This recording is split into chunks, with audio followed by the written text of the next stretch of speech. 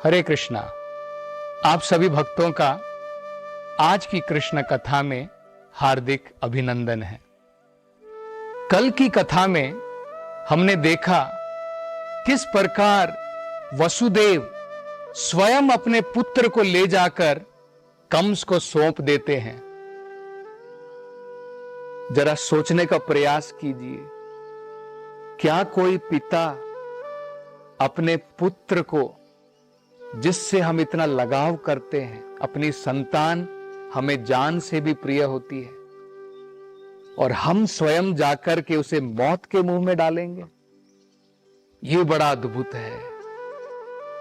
भागवतम में इस विषय में एक बड़ा महत्वपूर्ण श्लोक बताया गया है, बड़ा ही समझने लायक है। उस श्लोक को मैं जरा पढ़ता हूं। उसमें कहा है, किम दुस्सहम नु साधु नाम। साधु के लिए सब कुछ अपने जीवन के अंदर में वो सहन करता है, अपने कर्तव्य का पालन करते हुए।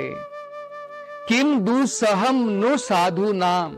हर एक चीज का, कुछ भी उसके जीवन के अंदर में संकट आए, विपत्ति आए, उसको सहन करता है, लेकिन अपने कर्तव्य का पालन करता है।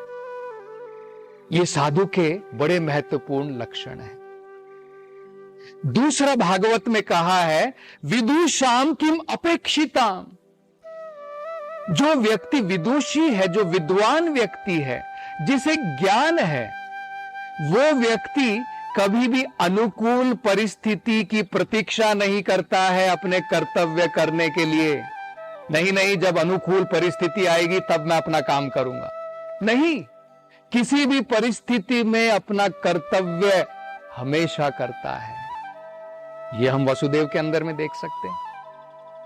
तीसरा भागवत में कहा है, किम अकार्यम कद्र्या नाम। कद्र्य नाम का मतलब होता है दुष्ट व्यक्ति, असुर व्यक्ति। असुर व्यक्ति, दुष्ट व्यक्ति जो होता है, कौन सा घिनौना कार्य है जो वो नहीं करता है? सभी प्रकार के कार्य करने के लिए तैयार होता है। और चौथा भागवत में कहा है, दुस्त्यजम किम धृत आत्मा नाम।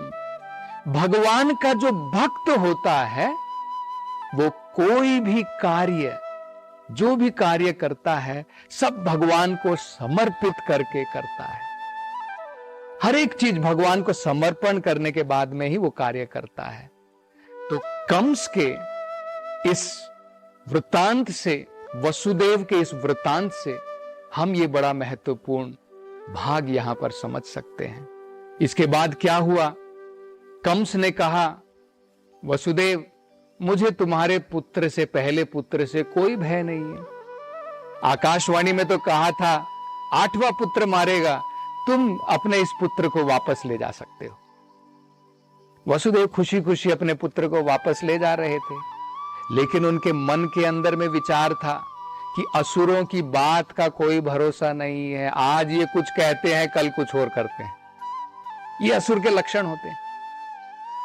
वसुदेव अपने, जो उन्होंने एक बार वचन दिया वो करते हैं, लेकिन असुर उस प्रकार का नहीं।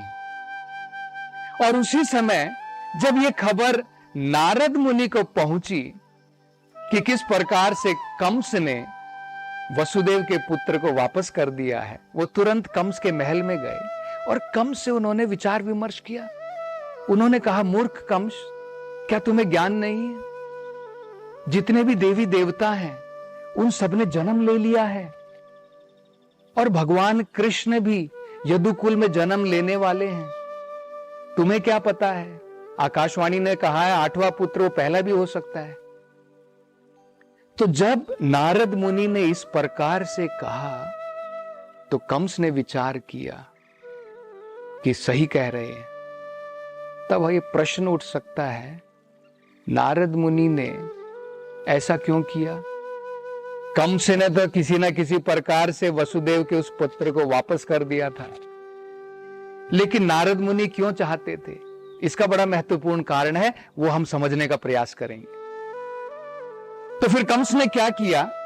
कंस ने तुरंत नारद मुनि की बात सुनने के पश्चात अपने पिता को सबसे पहले बंदी बना लिया, मथुरा के ऊपर कब्जा कर लिया, देवकी और वसुदेव को कारागार में डाल दिया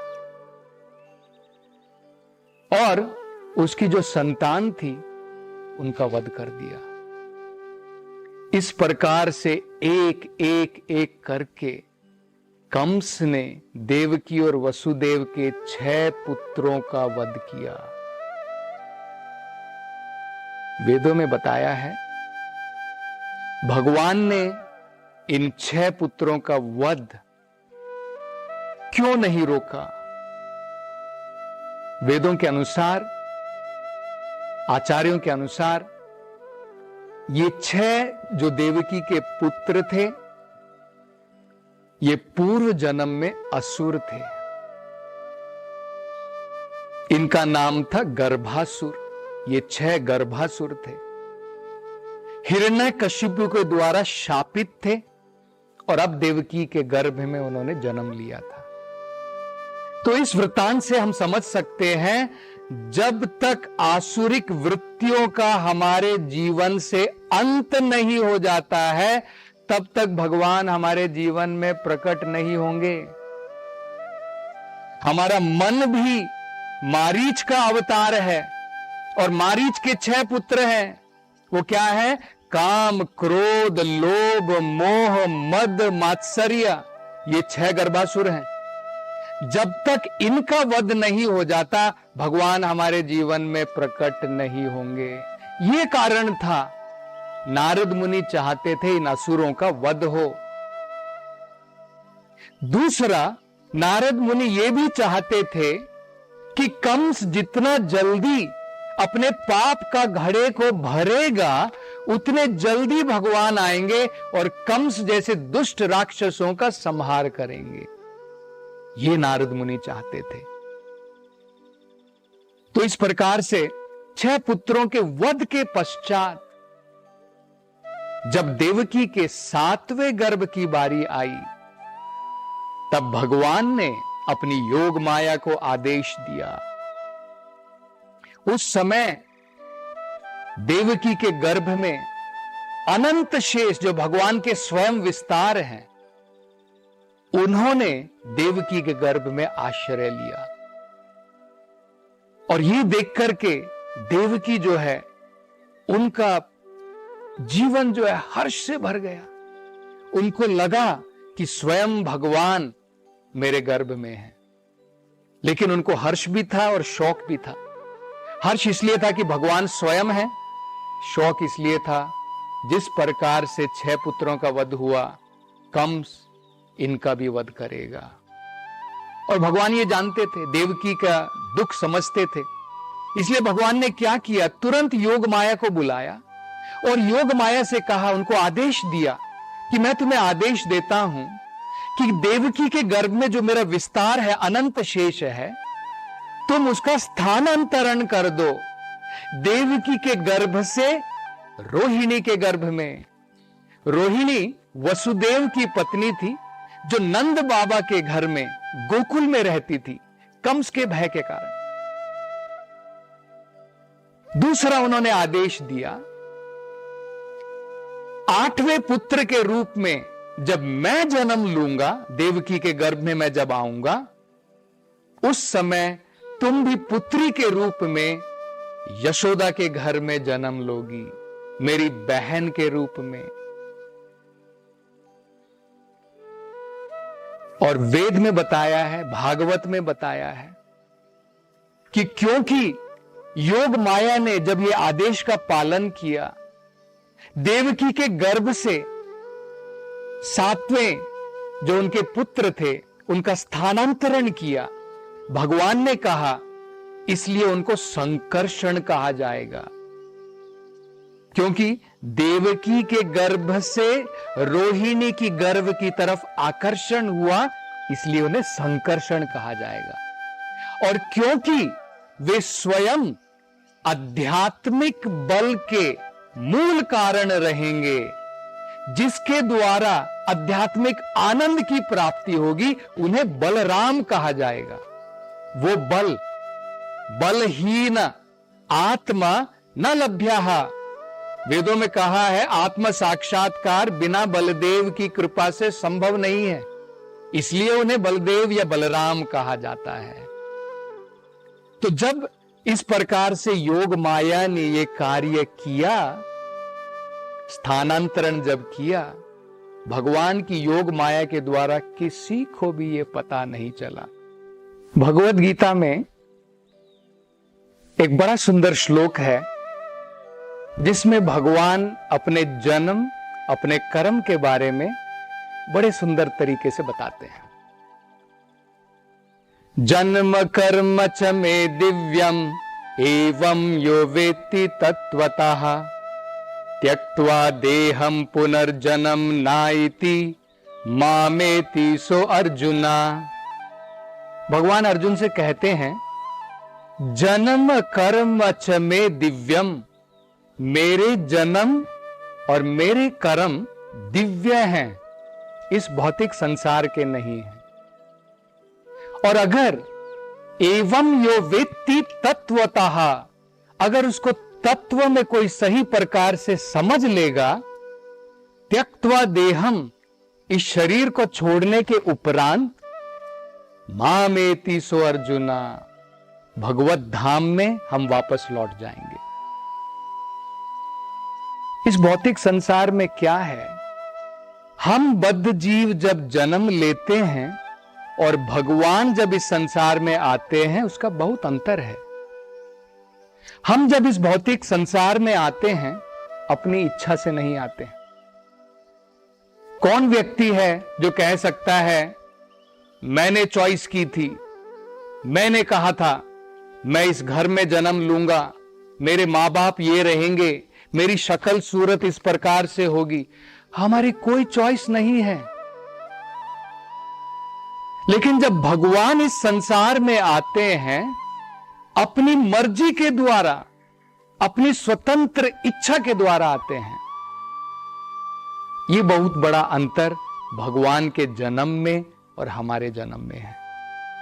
हम अपने कर्म के अनुसार अलग अलग प्रकार की देह की प्राप्ति करते हैं। भगवान स्व इच्छा से अपनी योग माया शक्ति के द्वारा, अपनी अंतरंग शक्ति के द्वारा इस भौतिक संसार में आते हैं। तो जब उपयुक्त समय आ गया भगवान का इस संसार में जन्म लेने का, उस समय भागवत में बड़ा सुंदर वर्णन बताया गया है किस प्रकार से जितने भी समस्त ग्रह थे, समस्त जितने भी नक्षत्र थे, सबने अपनी गतियां, अपने स्थान इस प्रकार से बदल लिए कि मानो बिल्कुल शुभ समय हो गया हो। संयोग होता है ना, बढ़िया संयोग बनाने के लिए ग्रह, राशि, नक्षत्र सभी उपयुक्त होने चाहिए। रोहिणी नक्षत्र उस समय जो है उसका प्रभाव सबसे अधिक था। यह रोहिणी नक्षत्र ब्रह्मा जी के स्वयं नियंत्रण में है और बताया जाता है धरती के ऊपर जितनी भी नदियां थी सब की सब पानी से परिपूर्ण हो गई। सभी तालाबों में सुंदर कमल के फूल खिलने लगे।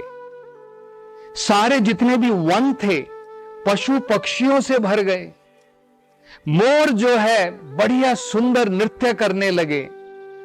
अनेकों प्रकार के पक्षी मधुर स्वर में गीत गाने लगे।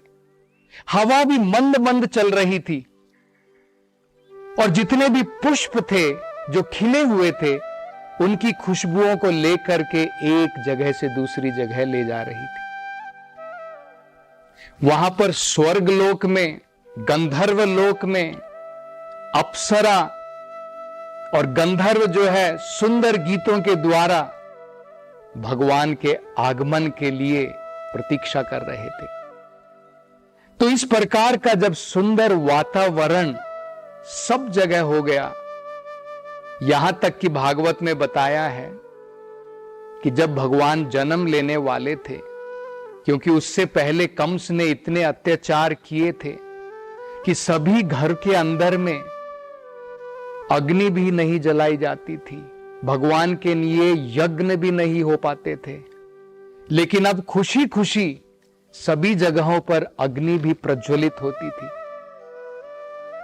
तो जब इस प्रकार से सब जगह सुख समृद्धि का वातावरण हो गया, शांति हो गई, उस समय में भगवान जो है इस भौतिक संसार में उन्होंने जन्म लिया। और भागवत में ये बड़ा सुंदर वर्णन दिया है भगवान का जन्म किस प्रकार से हुआ। भागवत में कहा है, सबसे पहले भगवान वसुदेव के मन में उन्होंने प्रवेश किया। वसुदेव के मन से भगवान देवकी के मन में गए, देवकी के मन से भगवान ने देवकी के गर्भ में प्रवेश किया। भला हम बद्ध जीव कहां इस प्रकार से जन्म लेते हैं? हम बिना माता पिता की सहायता से, पिता जीव को अपने वीर्य के द्वारा जब माता के गर्भ में छोड़ता है, तब जाकर के हमारा जन्म होता है। लेकिन हम यहां पर देख सकते हैं भगवान का जन्म कैसे हुआ। तो देवकी के गर्भ में प्रवेश करने के बाद भगवान कृष्ण ने किस प्रकार से जन्म लिया, इस कथा की चर्चा हम कल करेंगे। हरे कृष्णा। हरे